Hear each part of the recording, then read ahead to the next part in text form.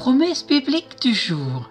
Lisons dans Marc chapitre 16 verset 6 où il est écrit « Il leur dit, ne vous épouvantez pas, vous cherchez Jésus de Nazareth qui a été crucifié, il est ressuscité. » Peut-être vous êtes dans la défaite. Sachez que la victoire vous est possible, car elle a été vaincue à la croix de Golgotha par Jésus-Christ qui est vivant. Partageons ensemble ce verset dans 1 Corinthiens chapitre 15 verset 57 où il est écrit « Mais que Dieu soit remercié, lui qui nous donne la victoire par notre Seigneur Jésus-Christ qui est ressuscité des morts, il est vivant. À vous de passer de la défaite à la victoire en son nom. » La Bible dit dans Romains chapitre 12 verset 21, « Ne te laisse pas vaincre par le mal, mais sois vainqueur du mal par le bien. » Dans la première épître de Jean, chapitre 5, verset 5, il est écrit « Qui est victorieux du monde? N'est-ce pas celui qui croit que Jésus est le Fils de Dieu ?» Dans Jean, chapitre 16, verset 33, il est écrit « Je vous ai dit cela, afin que vous ayez la